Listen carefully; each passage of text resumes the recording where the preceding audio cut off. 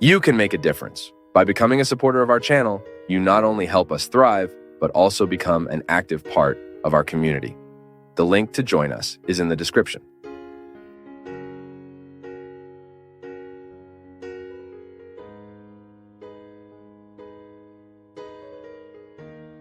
What do we need to be happy?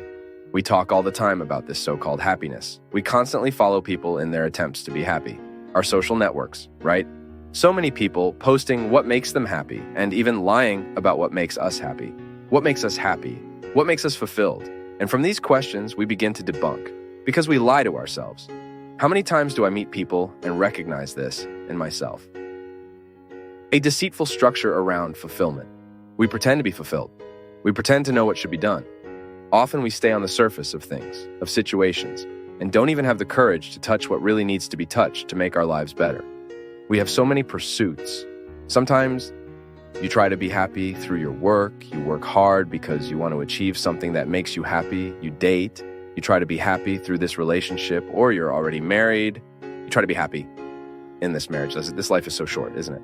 So that we waste the opportunity to be fulfilled, happy men and women. Because that is God's desire for us. Conversion is this. It is to identify if in the structure of your life today, there is something that is an obstacle to your human fulfillment.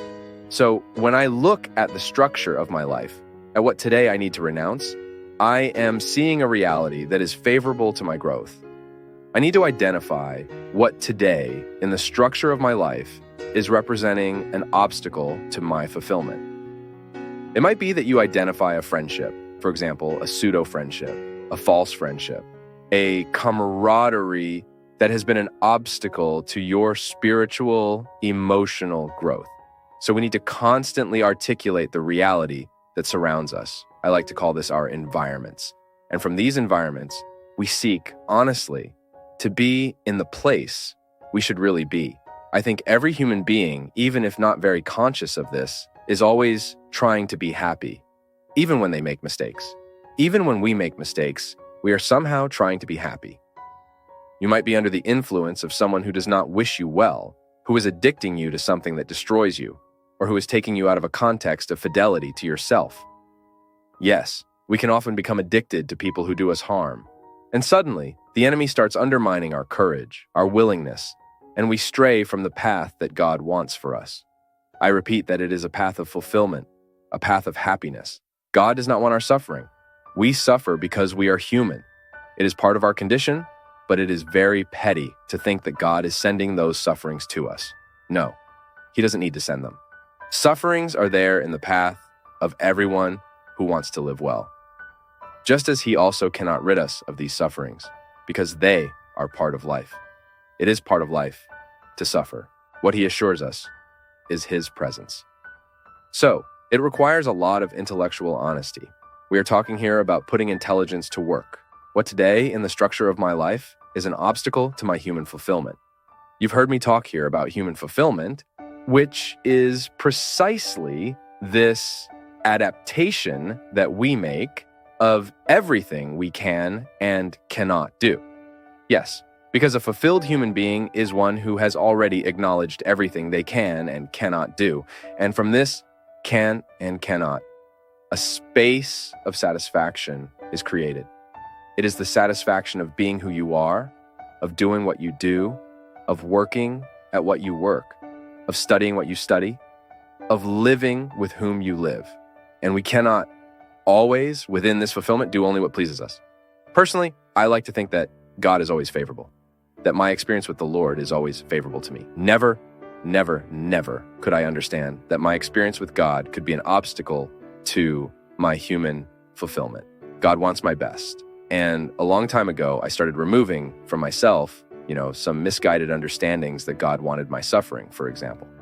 God has no interest in making you an unhappy person. Unhappiness is not a project of God for our lives. That's why in the project He has for each of us, He never removes the obstacles, because in the obstacles, we find the strength to achieve what we so desire.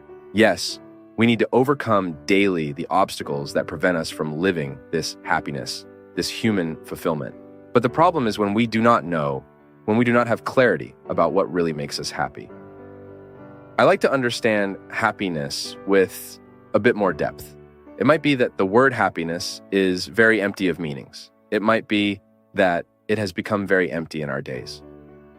We grow a lot when we are challenged, much more than when we are flattered, when we accept the provocation of life itself. Do you know how life provokes us? With our discomfort. That's why it's so dangerous to take medicine for sadness, unless you have been diagnosed with chemical depression. And then, my people, it's never too late for us to be able to change the structure of our life, to change directions. Just as Jesus was not afraid to change the lives of those who passed by him. Because Jesus knew all of this much more deeply than we know today. How many people get cured when they quit a job, for example, when they give up that job to earn less but work at something they love? How many people end their conflict when they end a relationship? But they suffer. At least they are suffering to heal. Yes, but usually when sadness comes and we numb it with a pill, we miss the happy opportunity to discover what bothered us, and then we don't change what bothers us. You just keep taking pills for your sadness, and that's why it doesn't get resolved. You just keep pushing the conflict forward, when in fact what would solve it and eliminate the need for the pill is confrontation, a change of pieces on the board.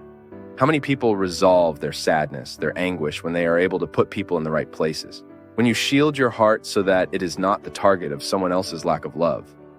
How many people improve, heal, when they are able to drop out of college and say, "This is not what I want for myself"? I remember once I met a girl who was studying to please her mother, and she told me that. She had the courage to say. I asked her, "What do you study?" She said, "Architecture." And, "Do you like architecture?" She said, "No. I'm doing it because my mother wants me to." I found that very cruel. Doing the opposite of what you intend to please your mother.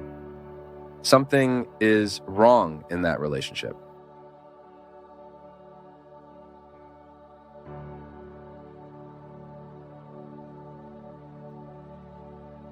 From all of us at Path of Faith, thank you for being part of today's discussion. We value your input, so please share your thoughts in the comments. Show your support with a like, spread the message by sharing, and subscribe to stay connected with us on our journey of faith.